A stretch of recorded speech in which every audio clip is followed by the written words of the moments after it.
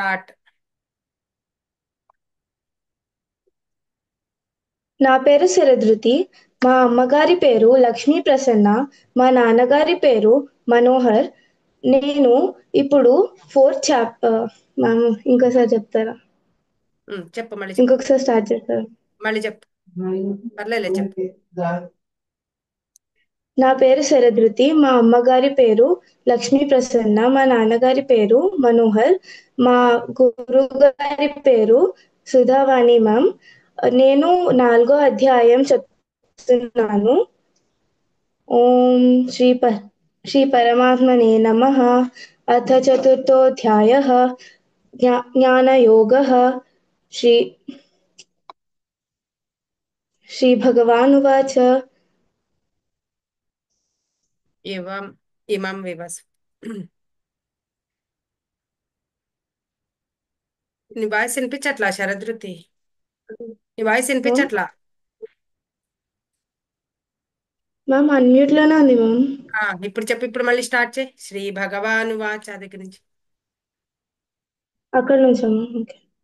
ఇమం వివస్వతే యోగం ప్రోక్తవానహమవ్యయం వివస్వాన్మనవే ప్రాహ మనురిక్ష్వాకవే బ్రవీత్.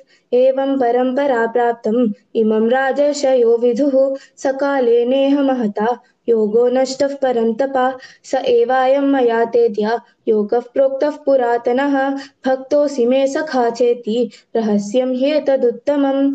अर्जुन उवाच. अपरं भवतो जन्म परं जन्म विवस्वतः कथमेतद्विजानीयाम् त्वमादौ प्रोक्तवानिति. श्रीभगवानुवाच. बहूनि मे व्यतीतानि जन्मानि तव चार्जुन तान्यहं वेद सर्वाणि न त्वं वेत्थ परन्तप. अजोऽपि सन्नव्ययात्मा भूतानामीश्वरोऽपि सन् प्रकृतिं स्वामधिष्ठाय सम्भवाम्यात्ममायया. यदा यदा हि धर्मस्य ग्लानिर्भवति भारत अभ्युत्थानमधर्मस्य तदात्मानं सृजाम्यहं. परित्राणाय साधूनां विनाशाय च दुष्कृतं धर्म संस्थापनार्थाय सम्भवामि युगे युगे. जन्म कर्म च मे दिव्यम् एवं यो वेति तत्त्वतः त्यक्त्वा देहं पुनर्जन्म नैति मामेति सोऽर्जुन. पीतरागभयक्रोधाः मन्मया मामुपाश्रिताः बहवो ज्ञानतपसा पुता मद्भावमागताः ये यथा मां प्रपद्यन्ते तांस्तथैव भजाम्यहम्. मम वर्त्मानुवर्तन्ते मनुष्याः पार्थ सर्वशः काङ्क्षन्तः कर्मणां सिद्धिं यजन्त इह देवताः. क्षिप्रं हि मानुषे लोके सिद्धिर्भवति कर्मजा चातुर्वर्ण्यं मया सृष्टं गुणकर्मा विभागशः तस्य कर्तारमपि मां विद्य कर्तारमव्ययम्. न मां कर्माणि लिम्पन्ति न मे कर्मफले स्पृहा इति मां योऽभिजानाति कर्मभिर्न स बध्यते. एवं ज्ञात्वा कृतं कर्म पूर्वैरपि मुमुक्षुभिः कुरु कर्मैव तस्मात् त्वं पूर्वैः पूर्वतरं कृतं किं कर्म किमकर्मेति कवयोऽप्यत्र मोहिताः. तत्ते कर्म प्रवक्ष्यामि यज्ञात्वा मोक्ष यज्ञात्वा मोक्षसे शुभात्. कर्मणो ह्यपि बोद्धव्यं च विकर्मणः अकर्मणश्च बोद्धव्यं गहना कर्मणो गतिः. कर्मण्यकर्म यः पश्येत् अकर्मणि च कर्म यः स बुद्धिमान् मनुष्येषु स युक्तः कृत्स्नकर्मकृत्. यस्य सर्वे समारम्भाः कामसङ्कल्पवर्जिताः ज्ञानाग्निदग्धकर्माणं तमाहुः पण्डितं बुधाः. त्यक्त्वा कर्मफलासङ्गं नित्यतृप्तो निराश्रयः कर्मण्यभिप्रवृत्तोऽपि नैव किञ्चित् करोति सः निराशीर्यत चित्तात्मा त्यक्तसर्वपरिग्रहः. शारीरं केवलं कर्म कुर्वन्नाप्नोति किल्बिषम् यदृच्छालाभसन्तुष्टः द्वन्द्वातीतो विमत्सरः समसिद्धावसिद्धौ च कृत्वापि न निबध्यते. गतसङ्गस्य मुक्तस्य ज्ञानावस्थितचेतसः यज्ञयाचरतः कर्म समग्रं प्रविलीयते.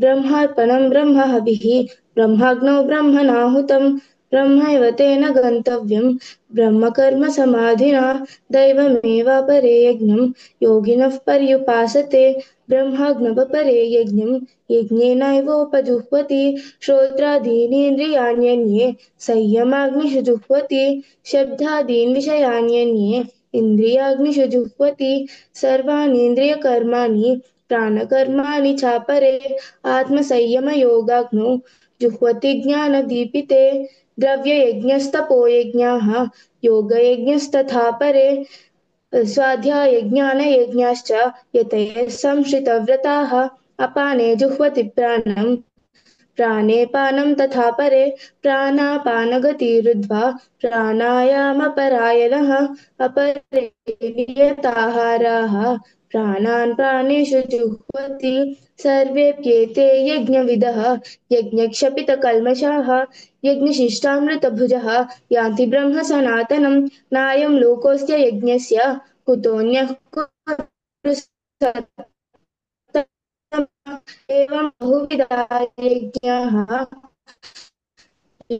तथा ब्रह्मणो मुखे ज्ञानयज्ञः परन्तपा सर्वं कर्माखिलं पार्थ ज्ञाने परिसमाप्यते तद्विद्धि प्रणिपातेन परिप्रश्नेन सेवया उपदेक्ष्यन्ति ते ज्ञानम् ज्ञानिनस्तत्त्वदर्शिनः यज्ञात्वा न पुनर्मोहम् एवं यास्यसि पाण्डव येन भूतान्यशेषेण द्रक्ष्यस्यात्मन्यतो द्रक्ष्यस्यात्मन्यतो मयि अपि चेदसि पापेभ्यः सर्वेभ्यः पापकृत्तमः सर्वं ज्ञानप्लवेनैव वृजिनं सन्तरिष्यसि यतैधांसि समिद्धोऽग्निः भस्मसात् कुरुते अर्जुन ज्ञानाग्निसर्वकर्माणं ज्ञानाग्निसर्वकर्माणं भस्मसात् कुरुते तथा अ,